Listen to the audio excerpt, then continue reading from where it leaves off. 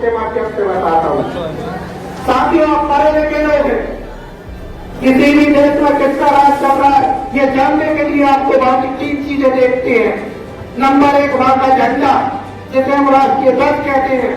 Number 2 वहां की मुद्रा, जिसे हम करेंसी कहते हैं, नोट कहते हैं, रुपए कहते हैं, पैसा कहते हैं। चौथी चीज, तीसरी चीज वहां का शासकीय सिस्टम, जैसे आर्मी हो गया, पुलिस हो गया, तमाम जो भी शासकीय संगठन है, चीजें हैं। आप मुझे एक बताइए, इस देश का राष्ट्रीय ध्वज कौन सा है? कौन सा है? तिरंगा। तिरंगा में बीच में क्या लगा रहता है? किसका? अशोक चक्र, आपका है ना। तो इस देश के अंदर झंडा किसके बाप का है? आपके बाप का है ना, मेरे बाप का है ना। दूसरी चीज, इस देश की मुद्रा, नोट पे तो 4 फेरों वाला मुंह लगा रहता है, मुंह का जो निशान लगा रहता है, जैसे हम अशोक स्तंभ कहते हैं, तो किसके बाप का है? हमारे बाप का है ना। तो हर इस देश के अंदर नोट यानी जो कहते हैं ना, तो सिक्का चलता है। सिक्का किसका चलता है? हमारा चलता है कि नहीं चलता है? तीसरी चीज, इस देश के अंदर चाहे इस देश का सर्वोच्च न्यायालय का न्यायाधीश हो, चाहे इस देश का छोटे से छोटे शासकीय कर्मचारी या चपरासी हो, हर व्यक्ति को एक लेटर दिया जाता है जिसके ऊपर क्या लिखा रहता है?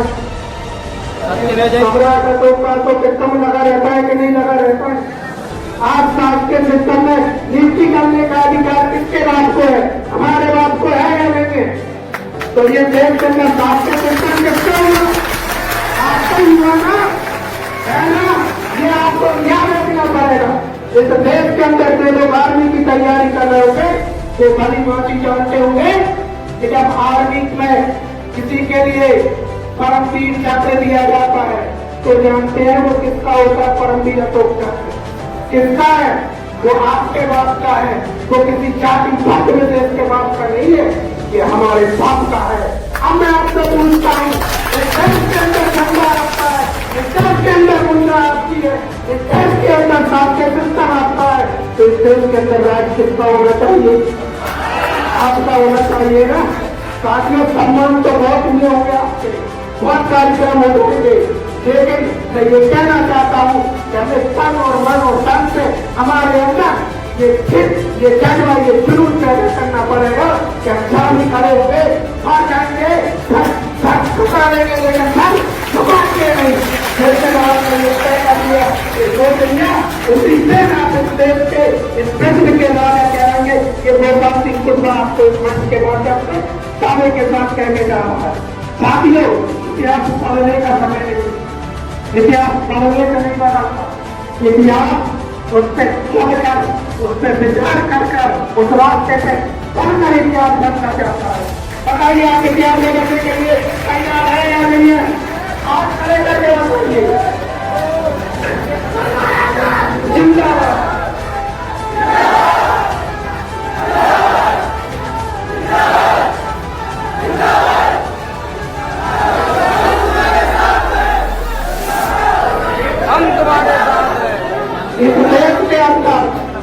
इस देश के अंदर आज हम लोगों से यानी कि कुशवाहा समाज अपना हक और अधिकार मांगती है, तो लोग क्या बोलते हैं?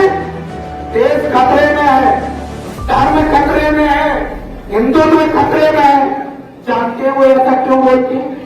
वो ऐसा इसलिए बोलते हैं कि कहीं योगेश कुशवाहा का बेटा अपने हक अधिकार की बात न करने लगे, कहीं रंजेश कुशवाहा अपने समाज के लिए हक अधिकार की बात न करने लगे, कहीं वीरेंद्र मान साहब अपने हक अधिकार की बात न करने लगे। इसलिए वो हमसे क्या बोलते हैं? जब हम उनसे हक अधिकार की बात करते हैं तो वो हमें मंदिर का रास्ता दिखाते हैं, और मंदिर में क्या रहता है? घंटा बजाते रहो। देते हैं कि नहीं? क्या आपको करना है कि आपको कौन से रास्ते पे चलना है? सब पढ़े लिखे हैं, नौजवान युवा साथी हैं, मुझे किसी को बताने की जरूरत नहीं है। मैं अंत में, क्योंकि समय भी बहुत हो चुका, बीच में फिर दोबारा आऊंगा, लेकिन जब मैं दोबारा आऊं तो इस मंच से मुझे ये देखने को मिले कि आज हमारे समाज में ISP है, ILSP है, IFSP है। इस मध्य प्रदेश के अंदर आपकी जनसंख्या 80 लाख है मेरे साथियों। कितनी है? 80 लाख। अब मैं यहाँ से इस मंच के माध्यम से तो लड़ाई लगवाऊंगा आपसे, लगाने के लिए तैयार है? मैं दे दूंगा वोट, हमारा राज तुम्हारा नहीं चलेगा, नहीं चलेगा। फिर मैं बोलूंगा वोट हमारा राज हमारा, तो आप क्या बोलोगे? ये भी चलेगा, नहीं चलेगा। वोट हमारा